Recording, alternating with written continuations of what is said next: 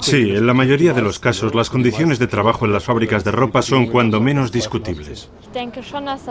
Sé que las condiciones de trabajo son terribles, que en el Extremo Oriente las condiciones son infames. La mayor parte de lo que se fabrica en China o en Indonesia se hace en condiciones infrahumanas. La gente trabaja por menos de €1, no pueden ir al servicio, las jornadas son interminables. Me da mucha pena esa gente, pero es más barato así y yo no tengo tanto dinero que gastar, así que sí, pienso seguir comprando ropa made in Asia. ¿Cuánto sabemos realmente sobre la ropa que llevamos? ¿En qué condiciones se fabrica? La industria textil explota sin ningún complejo las ventajas de la globalización. Hoy en día todo se hace más rápido y es más barato. Pero las cosas están cambiando. Fabricar ropa más barata a base de explotar a los trabajadores de los países con bajos sueldos ya no es tan sencillo.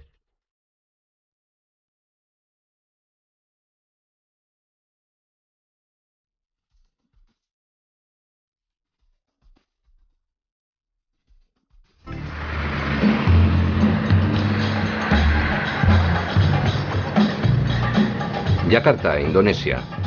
Un país que lleva años haciendo de eslabón en la cadena de la industria textil global. Las empresas occidentales han estado aquí fabricando ropa y zapatos incluso durante la dictadura. Desde la caída del régimen, el país se ha afanado por implantar la democracia. Muchas cosas han cambiado, pero las multinacionales siguen aquí y siguen fabricando sus zapatos y su ropa. Adidas es uno de los principales clientes de este país. Aquí es donde la popular marca de ropa deportiva confecciona sus zapatillas. En esta fábrica trabajan unas 17.000 personas. Una especie de ciudad Adidas en miniatura, donde se confecciona desde la suela hasta la zapatilla acabada. El proceso está regido por una serie de condiciones impuestas por Adidas, el llamado Código Social de Conducta. Entre otras cosas, incluye un reglamento sobre las horas extras, la seguridad en el trabajo y los sueldos. Estos códigos sociales se han extendido a todas las fábricas que trabajan para la industria textil. Y todas las grandes marcas los han adoptado. En los acuerdos que firmamos con nuestros proveedores, queda claramente estipulado que estos deben seguir nuestro código. En esos acuerdos es donde reside nuestro poder de presión. Así es como podemos tener tanta influencia sobre ellos y obligarlos a atenerse a nuestro código. De un tiempo a esta parte, las grandes firmas textiles se han visto sometidas a una presión mayor. A la larga, la explotación y el minimalismo salarial son malos para los negocios. La responsabilidad social ha dejado de representar una amenaza para las multinacionales para convertirse en un ingrediente más de su política interna. Pero ¿cómo pueden saber los trabajadores cuáles son sus derechos? ¿Quién se los comunica y hasta qué punto? ¿Quién se encarga de asegurarse de que perciben un salario justo o de que no se les obliga a trabajar horas extras? Francamente, ese es uno de nuestros mayores retos. Se lo exigimos a nuestros proveedores. Les exigimos que informen a sus empleados de nuestro código laboral y de sus derechos. Por lo general, suelen decir que lo van a hacer, pero luego, cuando hacemos auditorías y entrevistamos a los trabajadores, muy a menudo nos damos cuenta de que no están al corriente de nada.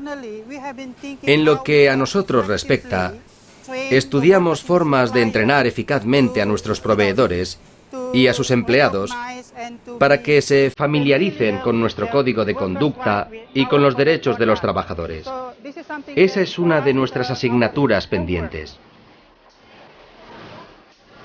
Más concretamente, esta asignatura pendiente consiste en lo siguiente.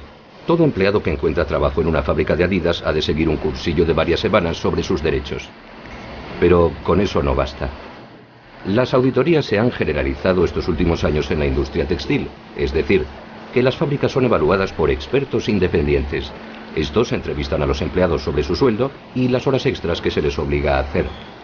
Se comprueba que el tamaño de la fábrica se corresponde con la cantidad de mercancías que produce y se investiga la seguridad laboral. En última instancia, lo que pretenden así las firmas textiles es asegurarse de que sus subcontratados son fiables, hasta el día en que esta clase de investigaciones deje de ser necesaria. Aún les queda mucho camino por recorrer.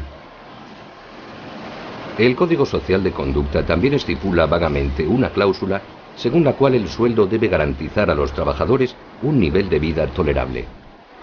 Es una cuestión delicada porque ¿cómo se decide lo que es tolerable para estos trabajadores? El salario mínimo no sirve más que para satisfacer las necesidades más vitales de los trabajadores. Una vez más, también depende de cómo se gastan el dinero. En esta fábrica, por ejemplo, si comen en el comedor y se alojan en los dormitorios, pueden ahorrar dinero y así mandárselo a su familia. El salario mínimo ha sido determinado por el gobierno indonesio, los sindicatos y las organizaciones no gubernamentales. Muchos trabajadores viven en su lugar de trabajo. No se les cobra por la comida ni por el alojamiento. Además hay un hospital. Y Adidas organiza para los trabajadores cursos de formación y actividades deportivas. Aquí viven juntas 8 mujeres. Una situación que dista mucho de ser inhabitual. Pero fuera de aquí, sus condiciones de vida serían aún más miserables. Todos estos empleados rondan los 20 años. Les fue imposible hallar trabajo en el campo y tuvieron que emigrar aquí por unos años.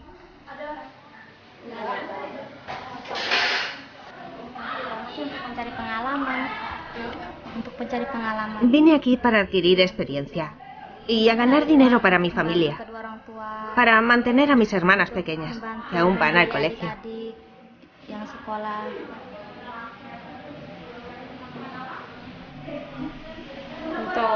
Todo esto lo hacemos para después, para el futuro, para cuando tengamos nuestra propia familia.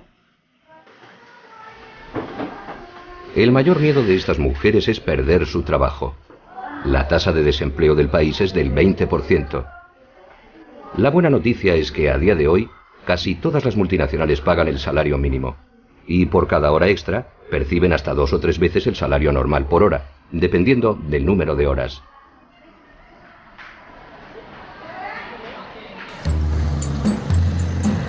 Si se ha conseguido que las empresas hayan renunciado a sus prácticas tradicionales, es decir, a obligar a los empleados a trabajar las horas extras que se les antojara por un sueldo de miseria, ha sido gracias a los esfuerzos de las organizaciones internacionales. No cabe duda de que la presión que han estado ejerciendo los consumidores estos últimos años ha permitido ciertas mejoras en algunos campos, en el sentido de las exigencias de los propios consumidores. Así pues, en cierto sentido, la presión pública ha permitido algunos logros. Es cierto que se habla cada vez más del tema de la responsabilidad social global de las multinacionales. Al principio, estas empresas se negaban a divulgar las condiciones laborales de sus proveedores, ya que según ellas eran datos económicos independientes. No se trataba de sus sucursales o filiales. Por tanto, nuestra primera tarea consistió en concienciar a los ciudadanos para que entendieran que la responsabilidad social se extiende también a las subcontratas, por muy independientes que sean legalmente.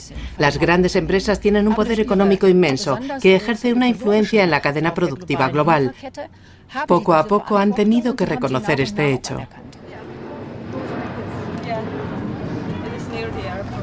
Tras muchas visitas y conversaciones privadas, Ingeborg Wick, del Instituto Sudbind, se ha ganado la confianza de los trabajadores. Coopera con las organizaciones locales para promover la transparencia. Pero los emisarios de las organizaciones internacionales tienen que estar constantemente alertas. Sobre el tema del salario mínimo, por ejemplo, se suele llegar a un acuerdo. Pero no dejan de aparecer casos de violaciones de los códigos sociales de conducta.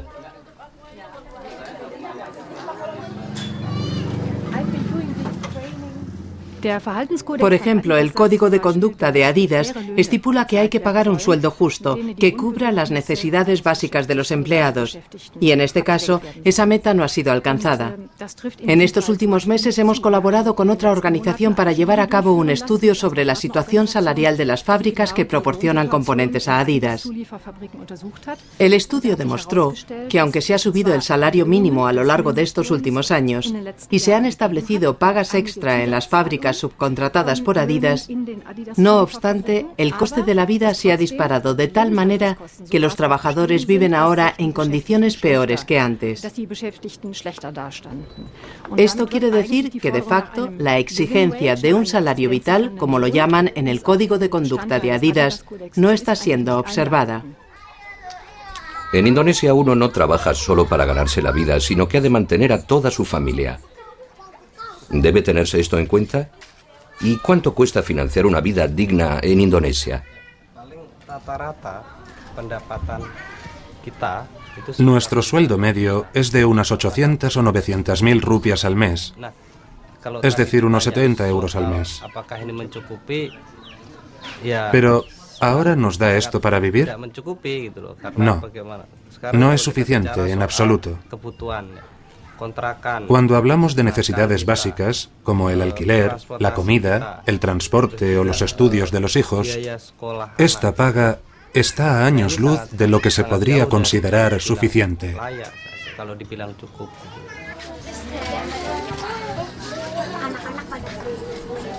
Un alquiler puede ascender en Indonesia a unas 130.000 rupias, es decir, unos 11 euros al mes.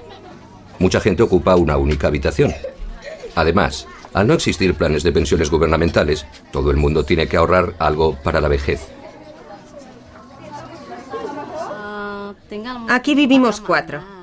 Mi hijo, mi madre, mi marido y yo. Nos sale por unas 115.000 rupias al mes. Si bien es cierto que algunos de sus compañeros cobran mejores sueldos, esta mujer no es la única empleada de Adidas a la que le cuesta salir adelante.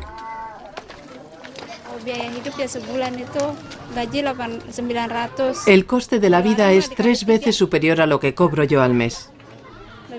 En estas condiciones, ¿cómo me voy a poder ocupar de mis hijos? Sencillamente, así no se puede subsistir. Si no hago horas extras, me puedo sacar unas 800 o 900.000 rupias. Si hago horas extras, gano más. Pero si sumo todos mis gastos, me faltan siempre 3 o 4.000 rupias a fin de mes. En las fábricas se mantienen conversaciones apasionadas sobre el salario mínimo. Adidas paga el salario mínimo además de las horas extras y los pluses, pero ¿es suficiente? Puede que no parezca mucho cuando lo conviertes a dólares americanos y lo comparas con el nivel de ingresos de los países europeos. Pero si lo relativizas, 1.2 o 1.3 millones al año de rupias es más de lo que gana un profesor de universidad. Y si ganan tanto, no es porque se les haga trabajar en exceso, sino porque el proceso de producción está organizado de una forma extremadamente eficiente. Una vez por semana toca la paga. Muy poca gente tiene cuenta en el banco, de modo que los sueldos se suelen pagar en efectivo. ¿Cómo es posible que una empresa que produce millones no pueda aumentar el sueldo de sus empleados? Para empezar, muchas de estas fábricas tienen a más subcontratadores, aparte de Adidas, y les resultaría demasiado complicado pagar sueldos distintos a sus empleados en función de la empresa para la que trabajan. También hay razones políticas. Ninguna empresa puede por sí sola cambiar la legislación laboral. No creo que con los sueldos que les pagamos les estemos explotando. Podrían ser más elevados, pero para ello habría que pasar por las instituciones y sistemas de cada país, porque si no, se crea aún más confusión. Por ejemplo, el salario mínimo es algo que depende del gobierno, de los sindicatos y de las asociaciones patronales. En realidad nosotros no tenemos nada que ver con estas negociaciones. Todo ocurre en el ámbito local, entre el gobierno, los sindicatos y las asociaciones patronales. Nosotros estamos al margen de la toma de decisiones y creo que si te fijas en los análisis de las propias multinacionales, queda claro que nosotros pagamos a nuestros proveedores mucho más de lo que podrían ganar en otra parte, con un trabajo similar.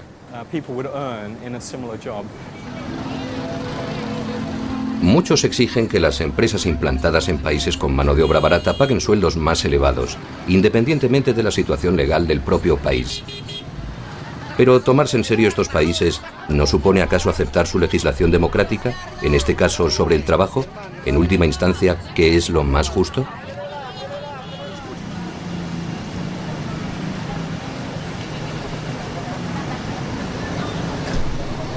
Los trabajadores indonesios se sacan un suplemento trabajando horas extras.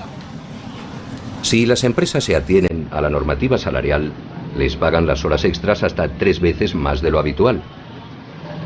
Pero aún quedan muchos jefes de planta que no respetan lo estipulado por la ley. Adidas obliga a sus proveedores a hacerlo.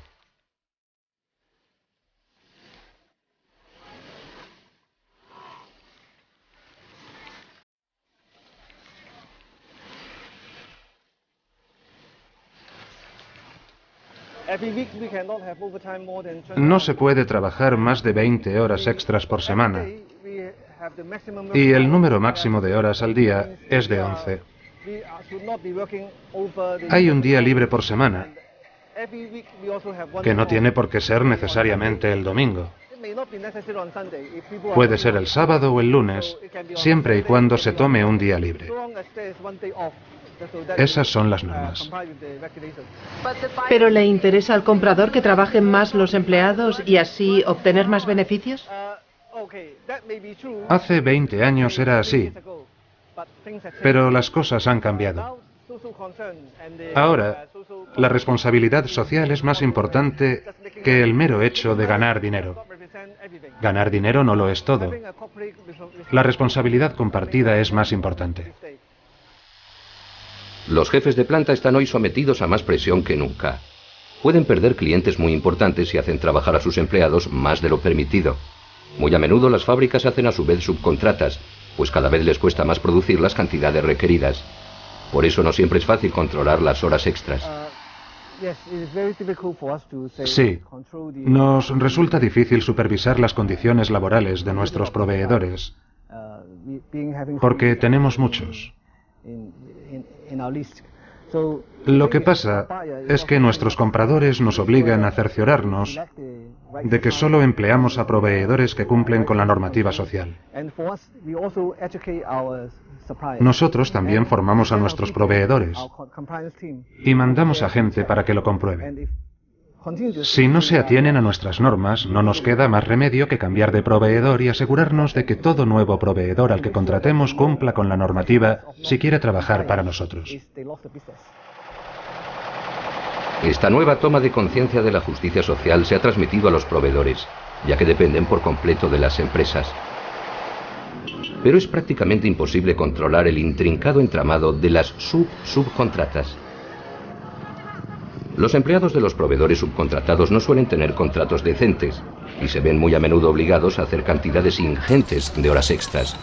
A muchos se les paga diario y a los que no se presentan a trabajar no se les paga.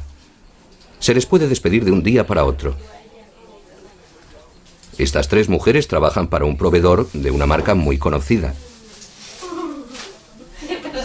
No están al tanto de sus derechos.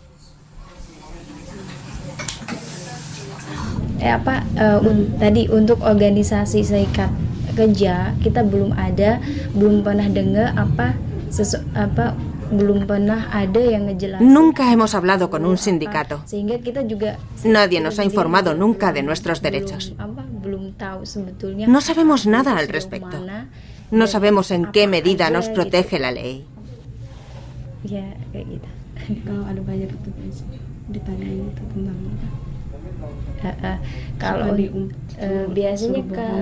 Pero todo cambia cuando vienen nuestros clientes a visitar nuestra planta. Aunque no siempre sabemos cuándo van a venir.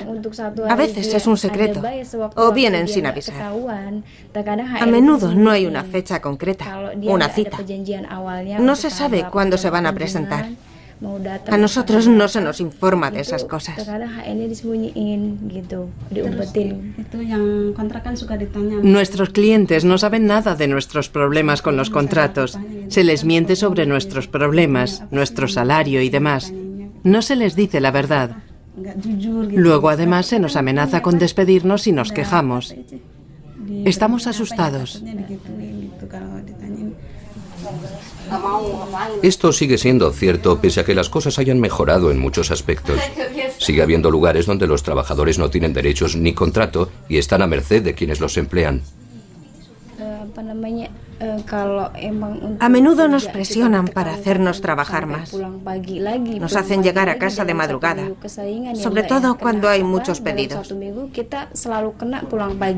Hay semanas enteras en las que no volvemos a casa hasta la mañana siguiente. Por supuesto, nuestro rendimiento se resiente de ello. Tanto trabajo nos desgasta. No podemos pensar a corto plazo. Y cuando perdemos fuerzas, nos ponemos enfermos más fácilmente. Estamos en muy baja forma. Pero no nos podemos ir sin más. Necesitamos nuestro trabajo para sobrevivir, para el futuro. Pero si nos quedamos, nos ponemos enfermos, porque nos hacen trabajar 24 horas al día. Y no hay excepciones, ni tolerancia. Todo esto es obligatorio. Es lo que requiere la fábrica y hay que obedecer. Trabajar 24 horas seguidas, pasar días enteros en la fábrica. Tenemos que obedecer. No hay excusas. No se nos permite ni una pausa. ¿Pero qué otra cosa podemos hacer? No nos queda más remedio que aguantarnos.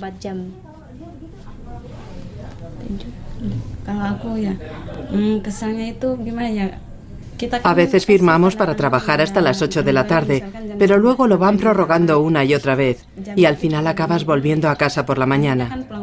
Les gusta presionarnos. Nos sentimos oprimidos, enfermos, como ya le dijo mi compañera. A pesar de todo, ninguna de estas empleadas de 20 y pocos años quiere perder su trabajo. Vinieron de lejos para encontrar trabajo y comparten piso aquí. Con lo que ganan en la fábrica mantienen a su familia. Y mientras no se encuentre otro sistema mejor para controlar las horas extras, nada cambiará. La presión del mercado es lo que determina las jornadas laborales. Si exiges que se produzca más en menos tiempo y la fábrica no está preparada para ello, porque su modelo productivo no está adaptado para ello, entonces es cuando tiene lugar la explotación de la que habla usted. Horarios maratonianos, gente trabajando por la noche para respetar los plazos de envío, porque si no, tienen que enviar la mercancía por avión, lo cual repercute en los beneficios de la fábrica. Por eso intentamos organizar nuestras estructuras para evitarlo. No siempre es así, pero en Adidas sí procedemos así, porque somos una gran compañía que vende a precios altos y nos lo podemos permitir. Las grandes compañías textiles han logrado fomentar una sana presión social, pero son conscientes de que no se pueden controlar todos los eslabones de la cadena productiva.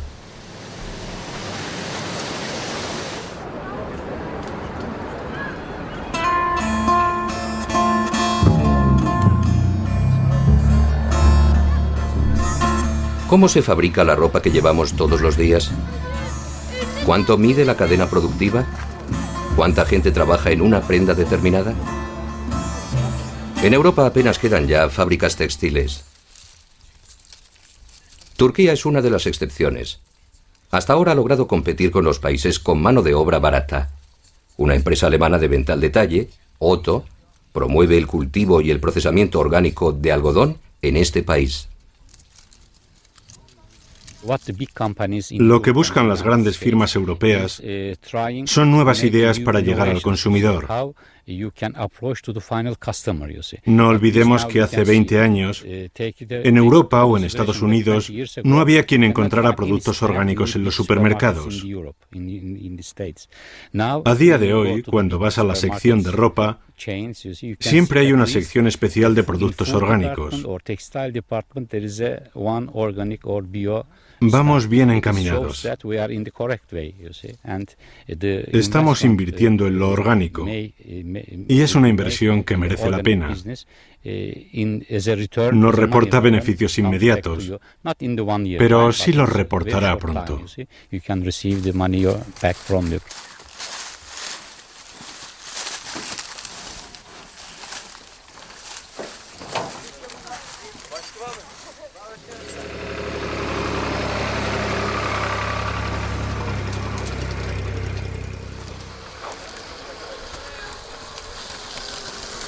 El algodón orgánico representa menos de un 1% del mercado internacional, pero todo es empezar. Y la moda se está extendiendo. Para Otto, el algodón sigue valiendo la pena. Como la cadena entera de producción está implantada en un solo país, se ahorra en gastos de transporte. Además, es una inversión a largo plazo.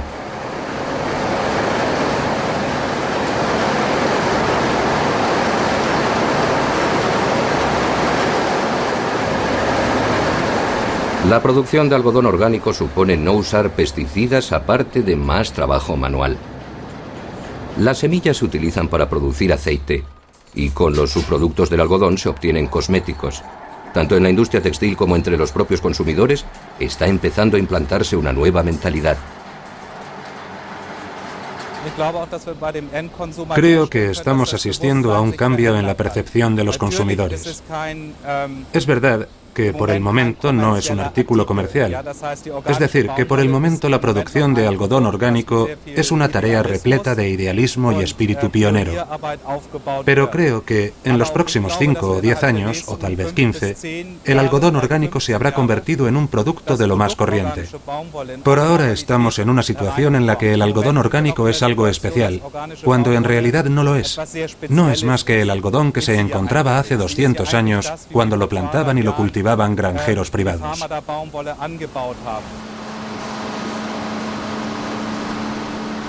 Con el algodón desgranado se hacen balas que luego se procesan en la hilandería.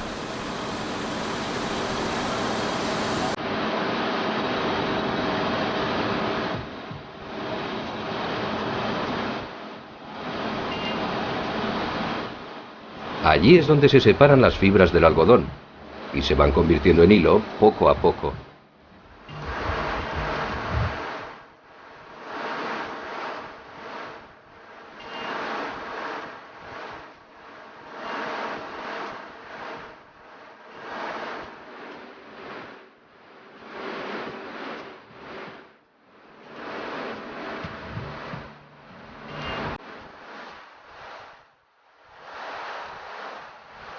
Se trata de un proceso complejo, hoy en día realizado exclusivamente por máquinas.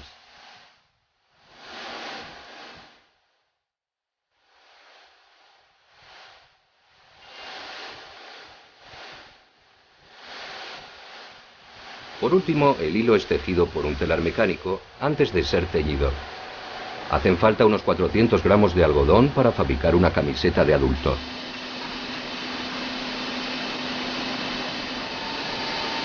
También la forma de teñir ha cambiado mucho de un tiempo a esta parte. Se ha endurecido la normativa sobre los productos químicos autorizados. En Europa, por lo menos, se ha vuelto prácticamente imposible sortear esta legislación.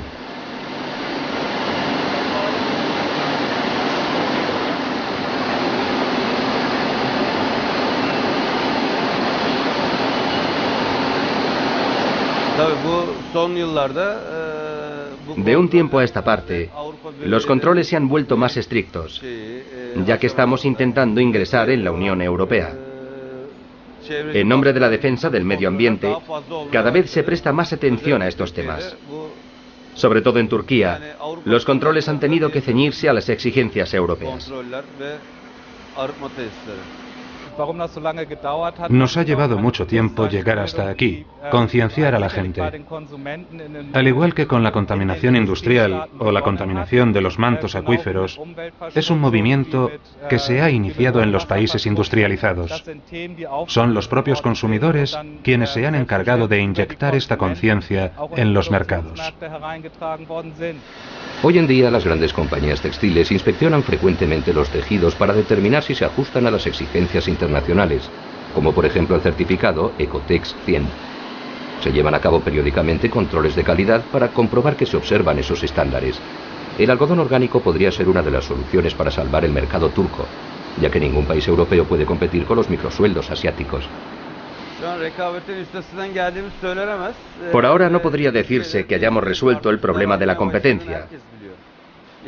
Todos sabemos que la industria textil turca lo tiene difícil. Se ha convertido incluso en un leitmotiv en los medios de comunicación. Muchas empresas se están trasladando a Uzbekistán, Egipto y Pakistán porque la mano de obra y los costes de producción son más bajos que en Turquía. No podemos competir con ellos en muchos aspectos. Creo que el salario mínimo en Bangladesh es de unos 30 o 40 dólares, mientras que aquí pagamos entre 500 y 600 dólares. ¿Cómo se puede seguir siendo competitivo en estas condiciones? Para ello tenemos que mejorar nuestra tecnología y nuestra calidad y también ser más rápidos. Es la única forma de tener éxito en el mercado. Las fábricas que están cerrando en Turquía son fábricas que no se han adaptado lo bastante deprisa a las nuevas exigencias del mercado europeo, que requiere que la entrega sea rápida, los lotes más pequeños y más modernos. Pero estas son áreas en las que Turquía puede competir y los proveedores que logren cumplir con estos requisitos son los que tendrán éxito y seguirán en el mercado en los próximos 10 o 15 años. Creo que Turquía podría instalarse perfectamente en el sector de los productos orgánicos, que por ahora se producen solo en pequeñas cantidades y se están poniendo muy de moda en todos los mercados textiles globales. En Turquía siguen existiendo mercerías donde un cliente puede encargar en el acto prendas hechas a mano y a medida. Allí es donde se procesa el algodón orgánico.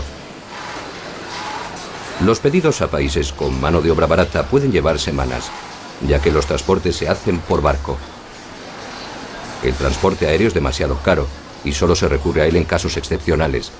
La proximidad de Turquía con Europa es una baza considerable de su industria textil. Estas fábricas están sometidas a los mismos controles de calidad que los países con mano de obra barata. Estas auditorías, como se las llama, son llevadas a cabo por entidades independientes. Estas compañías están al servicio de la industria textil en el mundo entero. Lo controlan todo, desde la seguridad en el trabajo hasta los sueldos, pasando por la política de horas extras. Fuera de Europa, un problema frecuente es que a menudo los jefes intentan hacer trampas, avisando a los empleados con antelación cada vez que se avecina una inspección. Muy a menudo se descubre también que los empleados no están lo suficientemente informados sobre sus derechos. Hay casos en los que las plantas no están al tanto de las leyes laborales o no tienen ni siquiera licencia del gobierno. Hay casos en los que los trabajadores no han oído hablar del salario mínimo o de las horas extras o de las legislaciones nacionales sobre seguridad y salud en el trabajo. Uno de nuestros cometidos es educar a los jefes para que se atengan a las normas. Estoy convencido de que es un paso importante para estas fábricas. Ya nos hemos acostumbrado a ello. Personalmente llevo en este negocio desde 1992 y en todo este tiempo me habrán hecho unas 12 auditorías. Las primeras eran espantosas, pero poco a poco hemos ido aprendiendo a evitar los accidentes laborales, a ocuparnos del personal, de su seguridad y de su salud. Al igual que casi todas las empresas textiles, Otto colabora con organizaciones internacionales como UNICEF o la WWF, The World Wide Fund for Nature. La antigua enemistad se ha ido convirtiendo poco a poco en una colaboración provechosa para los dos bandos. Juntos desarrollan estrategias y proyectos para ayudar a estos países a ceñirse a las normativas sociales y ecológicas occidentales. Al cabo del largo proceso productivo, cada prenda es sometida a un control de calidad. Se comprueba que tanto la talla como la medida son correctas, que el tejido es de calidad y que se han observado todos los requisitos. Por fin el producto acabado es transportado en camión hasta Alemania.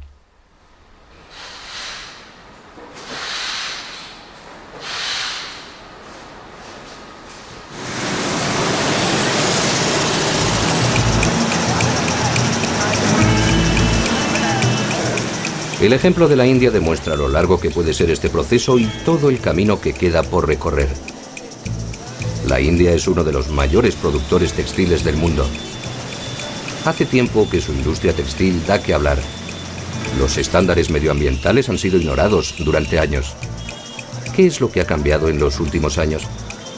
¿Y cuáles son los problemas a los que se enfrenta hoy el país? En el sur del país se encuentra Tiripur, el corazón de la industria textil nacional. El 95% de la gente de la región trabaja en la industria textil. Todas las grandes marcas, incluyendo H&M, dependen de las fábricas de esta región para teñir, coser y procesar las prendas. Tras años de utilización descontrolada de productos químicos para el teñido de textiles, Tiripur se ha quedado sin mantos acuíferos limpios. H&M no contrata más que grandes fábricas industriales para el teñido. Las cosas han cambiado mucho, sobre todo en los últimos 10 años. Por desgracia, los países productores carecen de una legislación específica sobre los productos químicos autorizados. Pero ha habido grandes cambios, gracias sobre todo a las grandes marcas y a los mercados de consumidores. Por ejemplo, se ha prohibido completamente el uso de ciertos metales pesados en el teñido que antes se empleaban sistemáticamente en la India. La mayoría de las plantas ya no los utiliza y los ha ido sustituyendo por sustancias menos nocivas. También se ha restringido el uso del tinte a base de poliéster. Se han realizado muchos progresos porque ahora casi se utilizan solo sustancias aprobadas por la legislación internacional. Las inspecciones son cada vez más frecuentes y se han impuesto cursos sobre las sustancias que están autorizadas y las que no. Pero las plantas de teñido son independientes de las empresas que las subcontratan, ya que trabajan para varios clientes a la vez. Si se ciñen a la normativa europea es por voluntad propia. Tras años de colaboración con Occidente, se ha logrado cambiar la mentalidad en la India, pero aún queda mucho por hacer.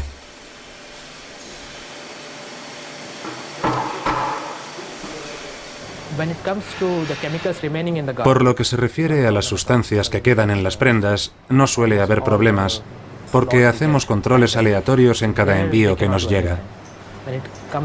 El problema son las sustancias utilizadas en las plantas, porque siempre es posible hacer trampas.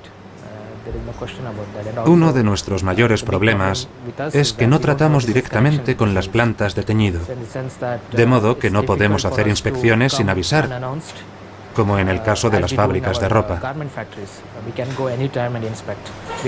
A menudo no tenemos ningún trato directo con ellos. Todo lo llevan los proveedores. Lo mejor que podemos hacer es formarles, educarles y hacer que se sientan responsables. En la India las leyes medioambientales son muy rigurosas, pero aunque fueron promulgadas hace años, nadie se ha tomado la molestia de aplicarlas. Hoy en día, las cosas están cambiando. Las plantas de teñido se han visto obligadas por ley a modernizar sus infraestructuras en los próximos meses. Tienen que reciclar el 95% del agua que utilizan. Las plantas más importantes observan esta legislación, porque saben que de no hacerlo, pueden perder a sus mayores clientes.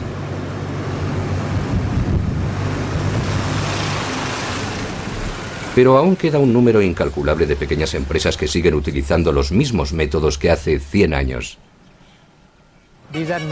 Estas empresas abastecen sobre todo el mercado interno. Aquí se tiñen tejidos para todo el país. Esta canalización conduce el agua a lo largo de 100 kilómetros. El agua llega a Tiripur porque allí ya no queda agua en el subsuelo. Las empresas la han agotado por completo. Esta agua sucia que ven viene probablemente de una de las fábricas locales. Son todas fábricas tradicionales. Así es como empezaron todas. Pero, hasta donde yo sé, no fabrican ropa para la exportación. No tanto por razones ecológicas como por su calidad y por razones económicas. Jamás podrían producir en las cantidades que piden las grandes marcas. Y los estándares de calidad de estas son cada vez más elevados.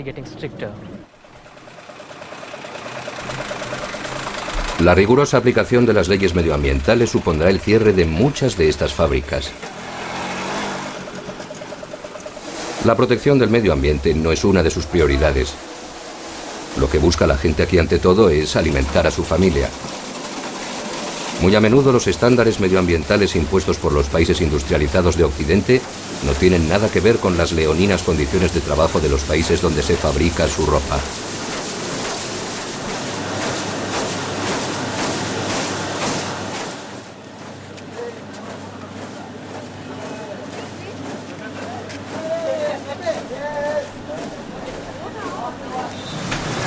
La pobreza sigue siendo una epidemia en la India. Pocas casas tienen agua corriente y ese es otro factor de contaminación de los mantos acuíferos. Lo último que le preocupa a esta gente es la calidad del agua del río. Por otra parte, la contaminación causada por la industria textil empieza mucho antes de que se pongan en marcha las plantas de teñido. Empieza con los pesticidas utilizados en los propios campos de algodón. Si de verdad queremos asegurarnos de que se cumplen las normas de sostenibilidad, es algo prácticamente imposible de imponer a los granjeros, porque no sabemos dónde encontrarlos. No sabemos de dónde procede el algodón. Cuanto más lejos nos encontramos de nuestros proveedores, más difícil nos resulta controlarlos. Solo se pueden imponer cambios cuando se negocia directamente con alguien, porque entonces se le puede presionar. Un comprador no puede decir, tienes que hacer esto o lo otro. Cuando remontas la cadena de producción hasta el final, te encuentras con gente con la que no tratas directamente, gente que ni siquiera ha oído hablar nunca de H&M. ¿Por qué deberían hacernos caso? Además, nunca sabemos dónde se acaba la cadena. Es imposible de rastrear. Es una situación muy difícil y lo único que podemos hacer nosotros es lanzar iniciativas y proyectos para tratar de mejorar la condición de los granjeros. En el extremo de la cadena se encuentran los granjeros, que son los que menos se benefician de los cambios positivos de estos últimos años. Año tras año son desarrollados nuevos pesticidas para acabar con las plagas más resistentes. Los granjeros tienen que comprarlos y los costes se comen sus beneficios. Una situación desesperada que ha disparado las tasas de suicidio en el campo.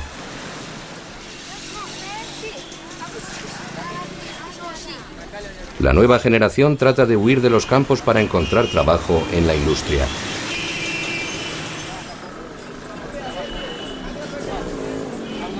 Made in Asia. ¿Bueno, bonito y barato? Una cosa está clara. El camino que conduce de la bala de algodón a la camiseta es largo e implica muchos intermediarios. La cantidad determina el precio, siempre y cuando haya suficientes recursos naturales y se garanticen las necesidades básicas de los trabajadores. En la era de la globalización, todos queremos la mayor cantidad por el menor precio posible, pero todos, empresas y consumidores, somos igual de responsables.